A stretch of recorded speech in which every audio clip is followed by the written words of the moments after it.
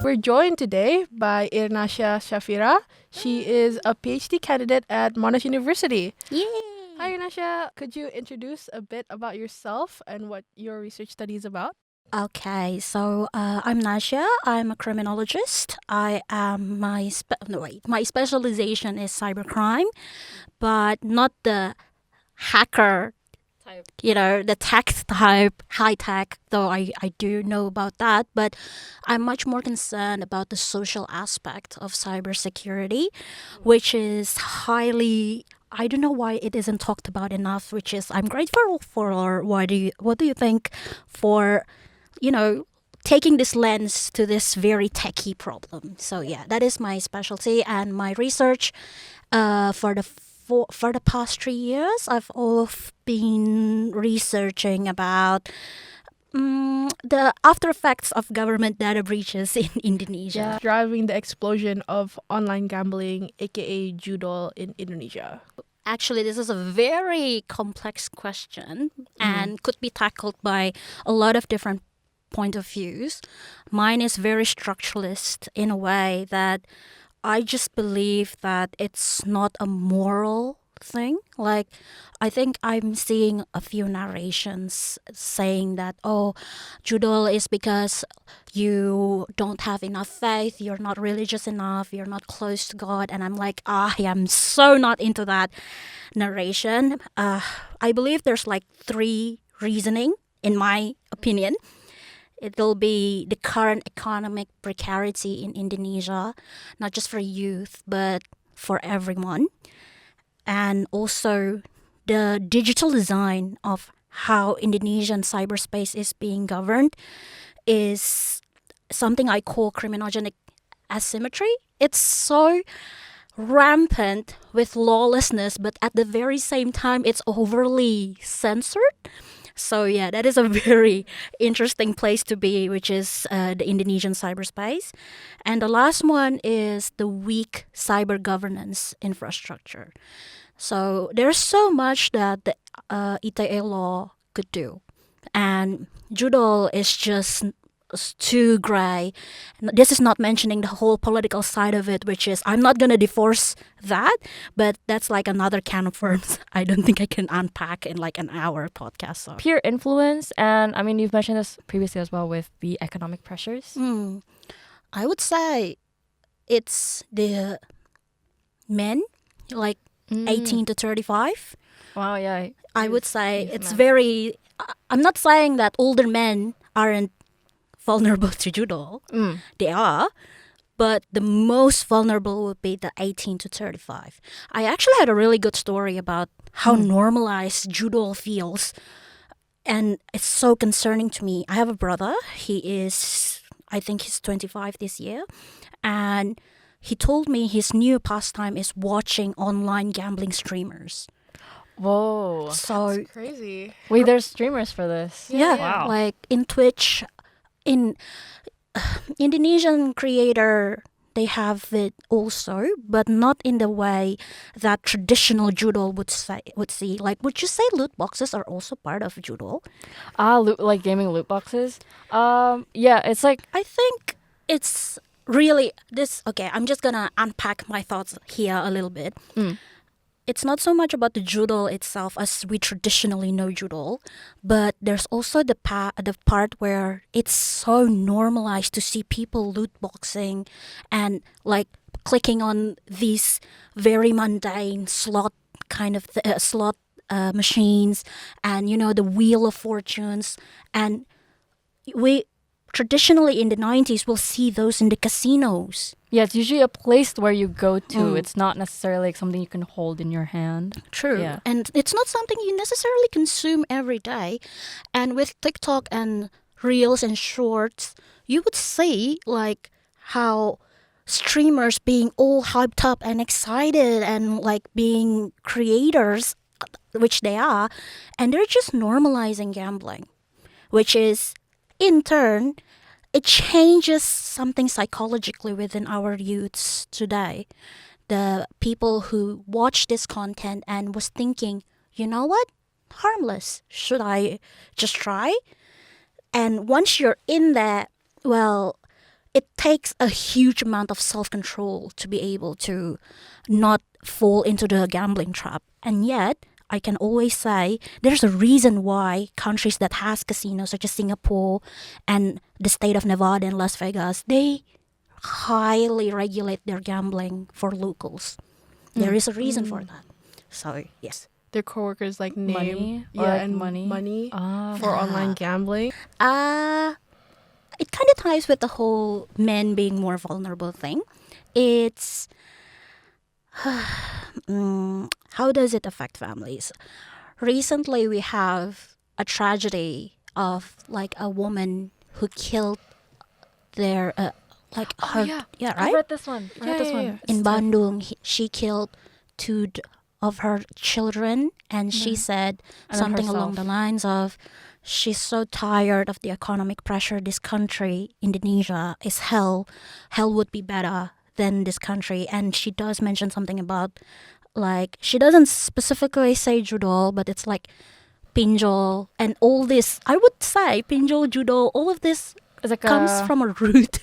a cone, yeah. It's rooted from the same concerns from Indonesian society, and I would say it's harrowing to hear the stories of the families of people who are addicted to judol.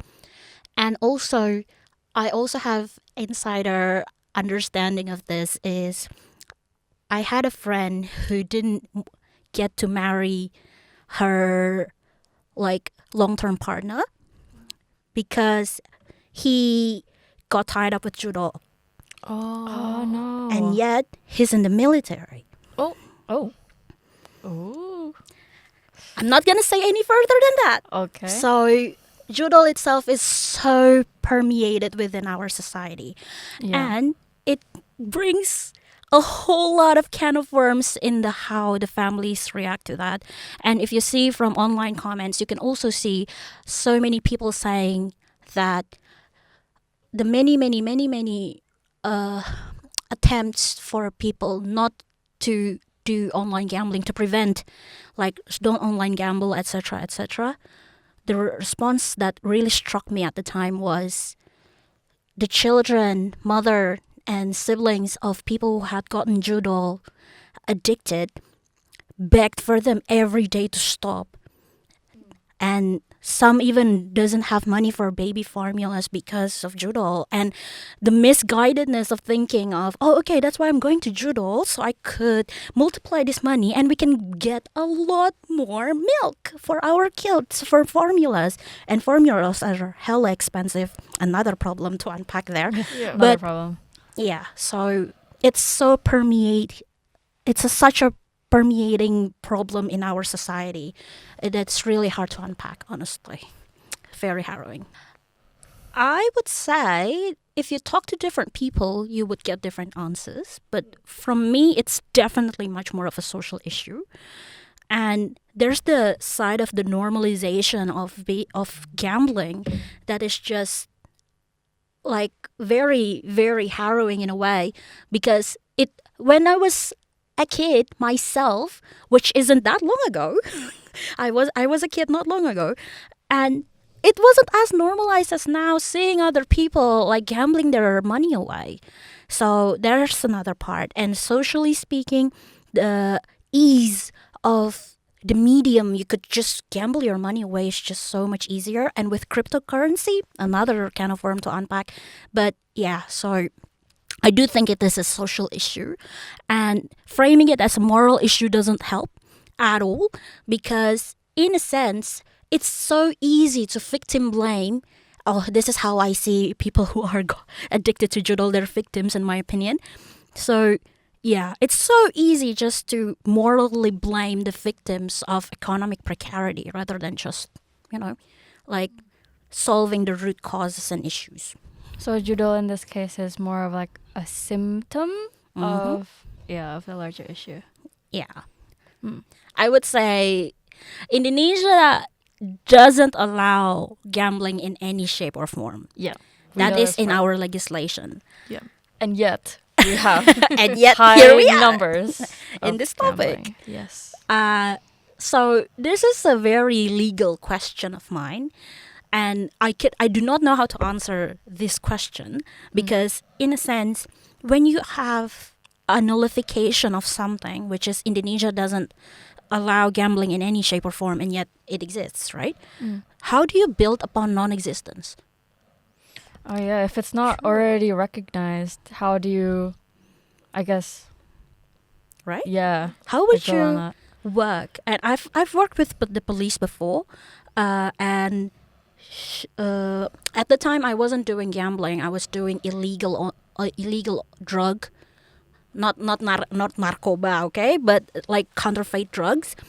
At the time, there wasn't any regulation surrounding that. There wasn't even a definition on what counts as a counterfeit drugs. And I asked someone from Bareskrim at the time. I asked him, okay, what are you guys doing about this illegal counterfeit drugs trade online? And it's sold in Tokopedia and Shopee, very, very UGC. Everyone could take it kind of platform. And he says, there is no law that can allow us to enforce it because it's law enforcement. If there is no law to enforce, what can the law enforcers do? Which is a very legal question of mine. But in judi, I think it kind of goes. Let me ask you guys a counter question here. Sure, yeah. Right? Okay, try answering this. Right. In the event of judi, which authority has the best authority? Especially when it comes with judo because it could be international. Yeah. True. And Yeah. if it's international, then who is going to spearhead the Gambling judi, ring. the anti-gambling reforms? That's so complex. Because this is my problem with the judo space in Indonesia is how could you enforce something upon a non-existence? Just start by thinking, yes, Indonesia has a gambling problem, and here are the laws we need, or like very just small policies. And Indonesia also has a huge problem in we have law that, okay, we do not allow gambling. Then what's the juknis for that? What's the technicals surrounding, okay, you cannot do gambling? And then what? What's the gray area? And what do the police do? And with cyberspace, there's this really good principles of cyberspace which I really like, which would be there is no such thing as permanence in space. You could go www.letsgojudi.com, Yeah. right? And then Cominfo would be like Blocking no, it. not Cominfo, Comdigi. Comdigi would just block it, and then suddenly Let's go www.letsgojudi2.com, and it's gonna be like that. Yeah, it's infinite. It's Well, infinite. Yeah. yeah. So And people have also started using VPNs as well, just to Yeah, like, get just around to it. get around it. Yeah. And now it's like, oh, do we ban VPNs? That's like another gray area. true. Oh, So yeah, anything cyberspace is fascinating in this way. So True. Also, since you mentioned Shopee and Tokopedia, moving on to the next question, what role could partnerships with big companies or tech companies like Google, Tokopedia, Shopee play in building trust and capacity? Because I know there is one website that Gojek has Yeah, I made. think Gojek Yeah. GoPay. GoPay, yeah, called Judi Pasti Rugi, which shows the dangers of microtransactions and judi online. But I think that's like the only, like, the only thing that a big company in Indonesia has put out Yeah. that I've seen so far in the modern like website age. Which is interesting because like when we were like looking for like these websites or maybe connections with companies, we had to like actually look for the Judi Pasti Rugi like website. Like it's not commonly widespread. widespread. I guess just like in comparison, I know maybe Australia is not a really good comparison for this because it is legalized here.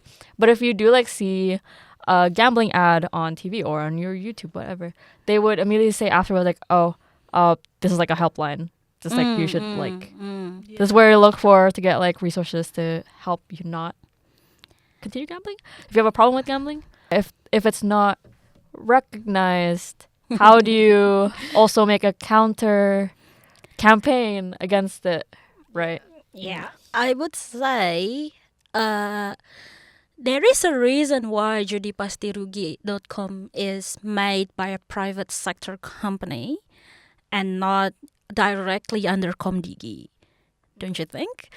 And that's part of the reasoning is a broader pattern I saw with Indonesian government is just you are willing to admit, but you're not willing to do anything about it.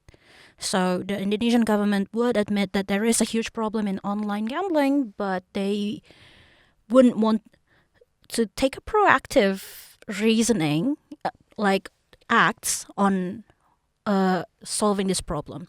I'm not saying it's so total. The state isn't monolithic. It's not monolith because OJK has done huge job in freezing so many accounts that are reported. Yeah, so no worries there. There are components that are working to protect. And yet I was just saying,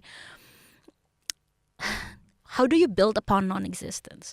This is the main problem with Judol, in my opinion. So, and going back to your point about Australia, it's precisely because you legalize it that you can make like helplines and whatnot. And okay, if you want to stop gambling, here's the helpline, etc. And shockingly, or maybe not, but in Indonesia we have that too with what? Smoking. Right? Like if people are addicted to smoking, going back to our point earlier about gambling being addiction, we do have it, don't we? Helpline for addiction with narcotics. We have BNN who is manning the hotline. We also have someone from Kemenkes who is manning the stop smoking health line.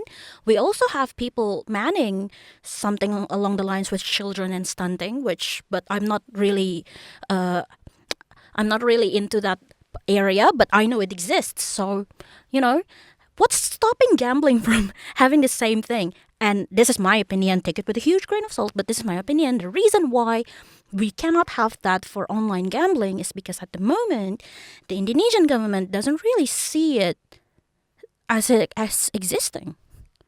And since we mentioned Komdigi as well, would digital...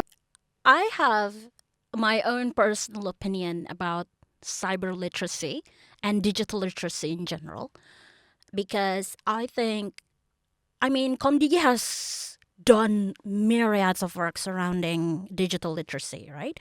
And part of it is also Cyberliteracy, which is government, I wouldn't say it's government mandated, but it's like it's an organization that is formed with the government and also academics from Gajah Mada, if I'm not mistaken, but they have done plenty of work surrounding digital literacy. But if I want to add into this huge pool of digital literacy in Indonesia, I would really want them to just not a campaign of stop gambling, but it's a bit of how do you recognize manipulative interface design and telling people to be able, not telling people, but educating people to the point they can understand that this is a dopamine loop I'm in. Because I know very intimately how the judo system works. So the way you do it is first you go in a game, right?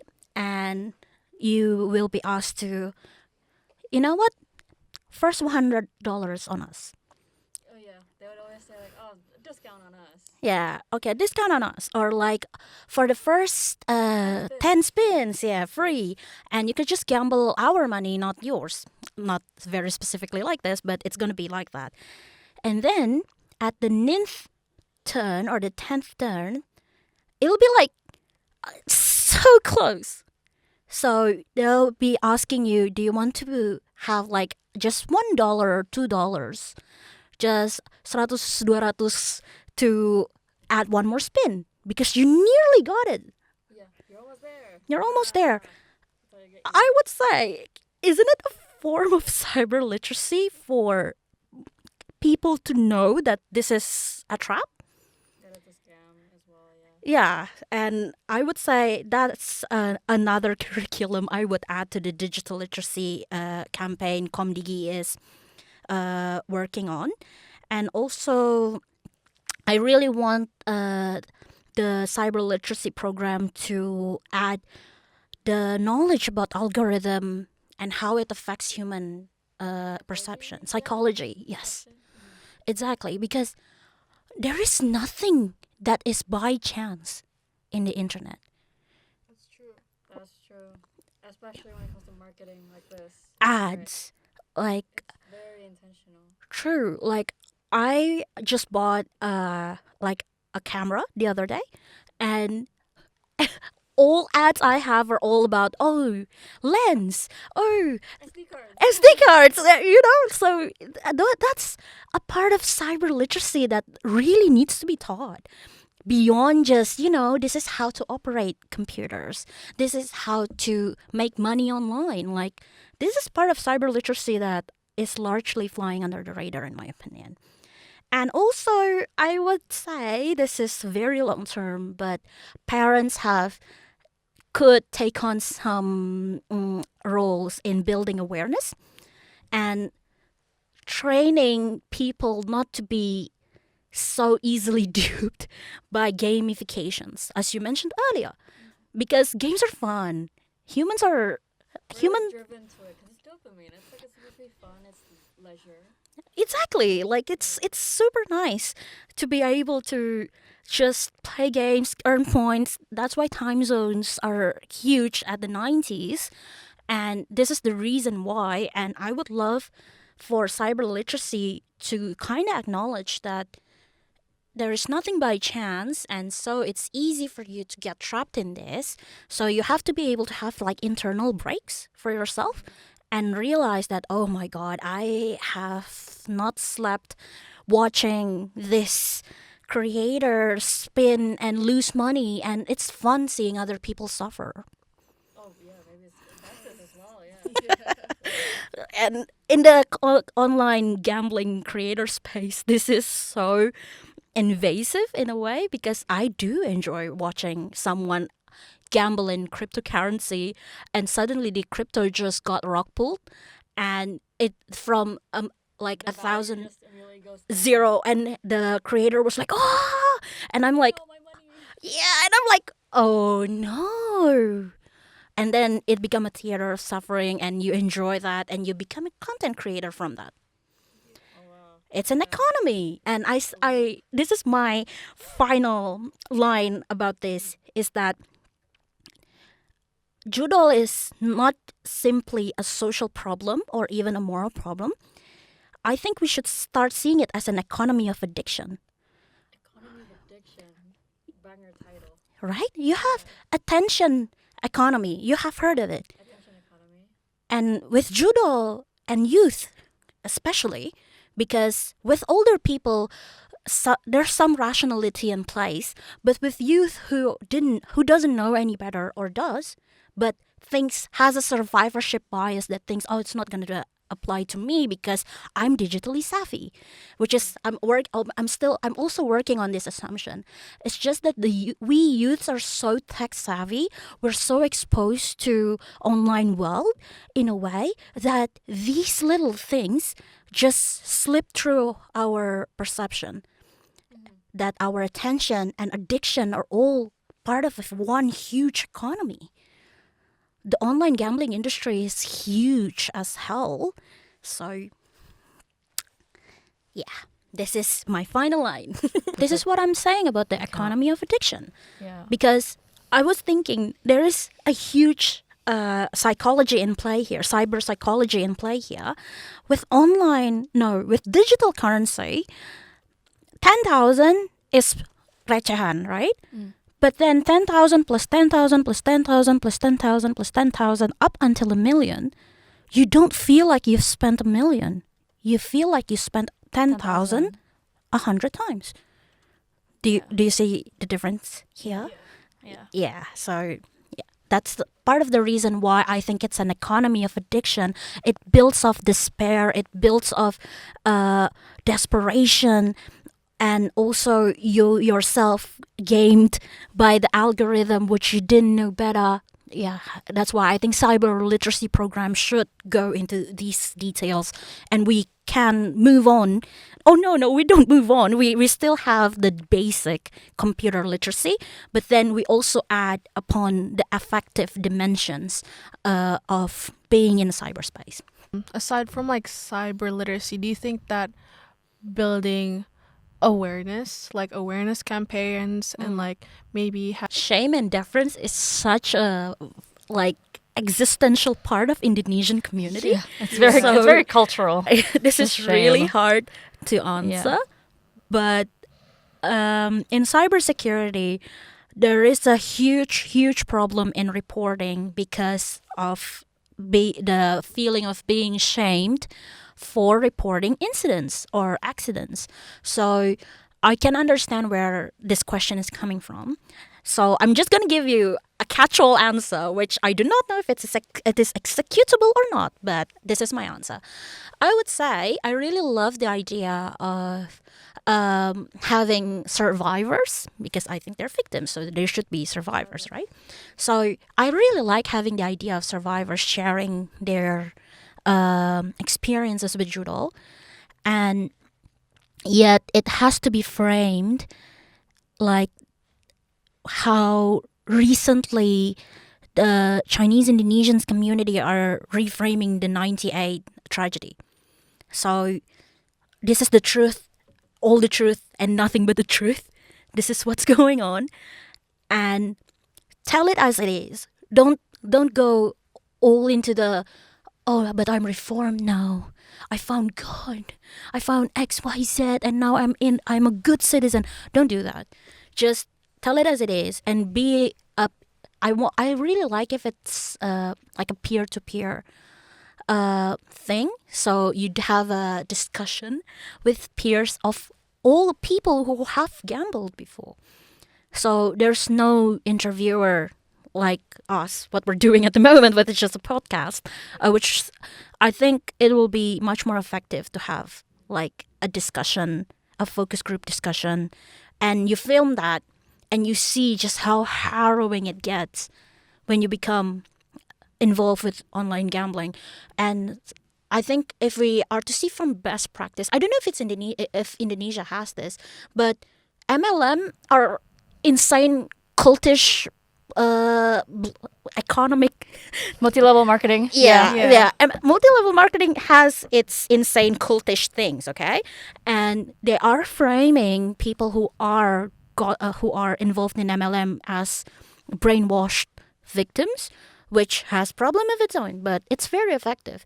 And I showed that to my mom, who had thought of joining MLM before, and I was like, watch this. Watch this. And she was like, oh my God, I didn't know that. The structure is like this, actually. Yeah, and oh my God, like, but they say I could just sell Tupperwares. And I'm like, no. Illusion, yeah, kind of like the illusion of independent choice. Yeah. There is no such thing. Again, with with online, anything online, there is no such thing as coincidence. So I would love to see attempts that are for victims by victims. So I think it's a better way. And yet, how do you train emotional resilience to the point that you're not bothered by some randos in the internet saying that, oh, it's your fault, salah lu, you know? Like, yeah, they'd be like, siapa suruh? Like, Yeah. you gamble your, like Your family balance, your family savings away. yeah. yeah. And from another criminologist perspective, if you see what's going on in behind the scenes of the online scam industry itself, there's a new book that came out recently. It's called Scam inside Southeast Asia Cybercrime Compound. It tells you behind the scenes of how the Cambodians in compounds operate these online gambling scams. And it gave me so much perspective on how to ask my brother to stop watching streamers in the internet. Yeah. Like, don't normalize it. Just ignore them. Do not give them attention. Do not give them addiction. Sorry. But it's... meh. I'm pessimistic about it myself. But yeah. So it's a book. It's called Scam. Yeah, it's called Scam. Okay. I think it's available in Indonesian. Oh my gosh. Well, that's for our viewers. Whether you're here or back in Indo, you can read about this book to learn more. Yeah. Yeah, So- the effective dimensions of the effective dimensions of it. online scams.